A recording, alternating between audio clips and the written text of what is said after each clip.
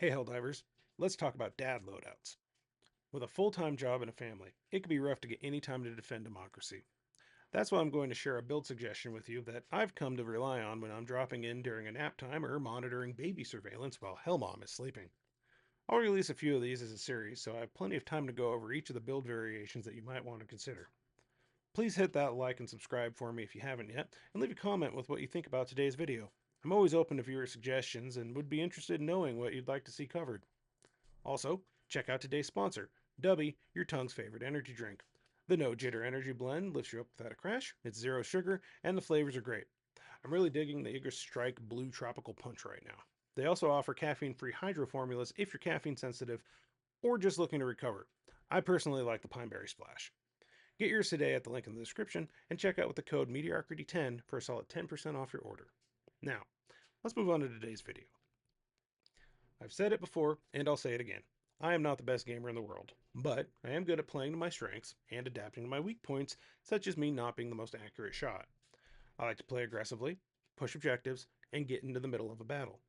It's not always the best strategy, but knowing that under pressure, I'll do what feels natural and dive headlong into danger lets me prepare for doing that with the right equipment. So, what are my goals when I'm putting together my go-to loadouts? First, simplicity. The closer you can get to a gear set that lets you play to your nature without thinking too much, the more you can focus on important things like situational awareness and strategic decisions. Second, effectiveness. Unless I'm dropping in with people I know and have dedicated roles, I'm going to choose something that's a good all-round setup. With quick play squads, a lot of the time you can make an educated guess on what good options are based on your squad mate's equipment in the loadout screen before you drop in, but just because a player is level 150 with a recoilless doesn't necessarily mean they're running anti-tank or even focused on team play. Now, on to today's loadout. At the end, I'll have a few variations based on faction, mission, and environment that I found to be particularly effective for how I play. My favorite loadout right now is what I've affectionately named Throwing Lead. The goal is to send as much high-speed metal into your opponent's face as possible. I don't care what you're up against, enough bullets will solve your problem. My armor pick is a Street Scout light armor. The Siege Ready passive makes this build work. The extra ammo and reduced loadout times let me keep up the pressure, while the speed lets me move quickly to cover or get over to assist a teammate as soon as I can. For the primary spot, I picked the Breaker. With the recent addition of weapon customization, it's back in a big way for me. The vertical grip all but eliminates recoil, and the full choke sends the majority of the shots into one target. The short mag increases ergonomics and has the highest total ammo count of all the magazine options, and with the Siege Ready passive from the Street Scout armor, the reload time is speedy enough to be negligible. The grenade pistol secondary is how I deal with bug holes, warp ships, and automaton fabs. It's also got great utility, such as crowd clear in a pinch and being able to take down the Illuminate lightning towers. I've tried quite a few other options, but I just can't replace it because it's just too damn useful. My grenade choice is the Incendiary Grenade. They offer a good area denial and a wide radius. I like these over the impact variety because if I'm getting chased down, I can throw one at my feet and sprint to cover my escape. They also do a fair bit more damage. The guard dog is my best friend. While it may occasionally shoot me or its squad mate on accident, those oopsies are forgivable due to its sheer effectiveness. Since it was reworked and given medium armor penetration and way better targeting, it's a headshot master. While it doesn't have unlimited ammo, it has enough on board to get me between resupplies or to an ammo pickup. The machine gun sentry might not be the strongest turret in the lineup, but it makes up for it by having a large ammo capacity and a short cooldown. I find that different placements can give the sentry different roles. If I throw it off at an angle when attacking, it makes a kill zone where its line of sight intersects with mine. I could throw it up ahead of me when making strategic retreats to cover my escape. My favorite way to utilize it is as a distraction. Large enemies like chargers, bile titans, and flesh mobs will often focus on sentries in the field instead of the Helldivers. If I or a teammate need to have some pressure taken off, I'll lob it close enough to get the heavy's attention, but just far enough away that they have to peel off to engage it. At extract or defense positions, I'll throw them down as often as they are available. My support weapon of choice is the Stalwart. I leave it at one of the lower RPM settings most of the time. It makes the recoil basically non-existent, and it ups the ammo economy even further from the nearly bottomless magazine. If there's a crowd, lay down and apply suppressing fire. If there's a bigger enemy, set the RPM to max, use the machine gun sentry as a decoy, and aim for the weak points, like the charger butts and the Hulk vents. Toss an incendiary and trust in your guard dog to take out the trash enemies that are around you. The only orbital in the loadout is the Gatling Barrage. I feel like this one gets slept on a lot.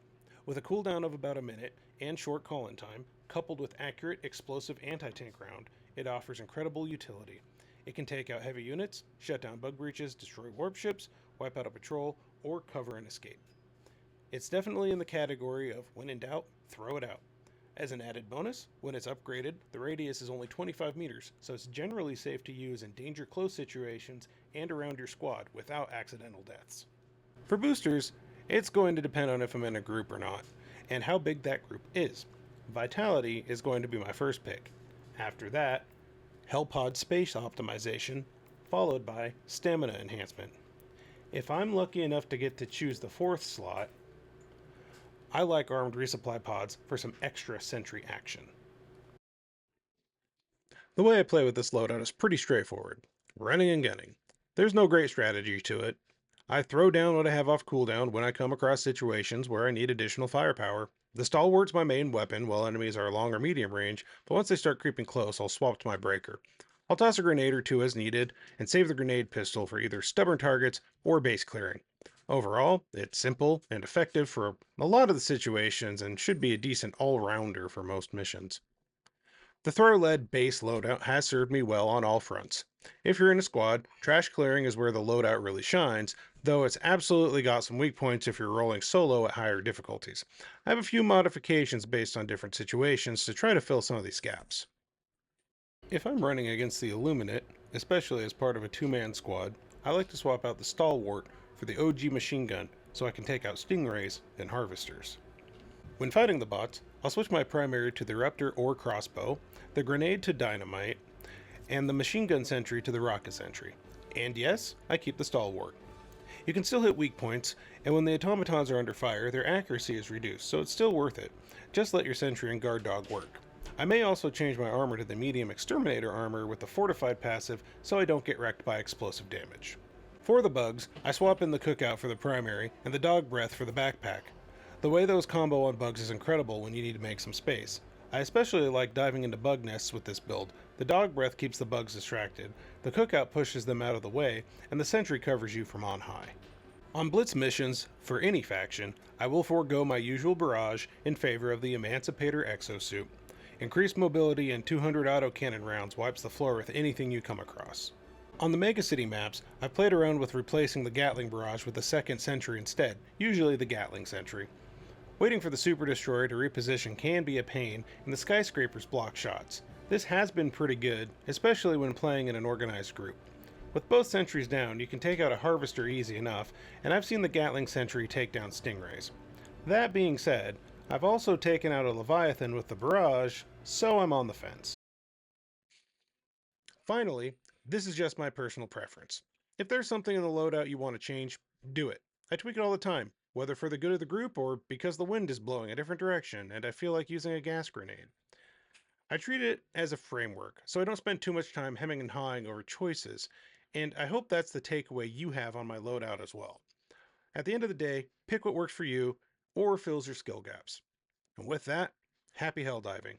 I'll see you on the front lines. If my kid's asleep.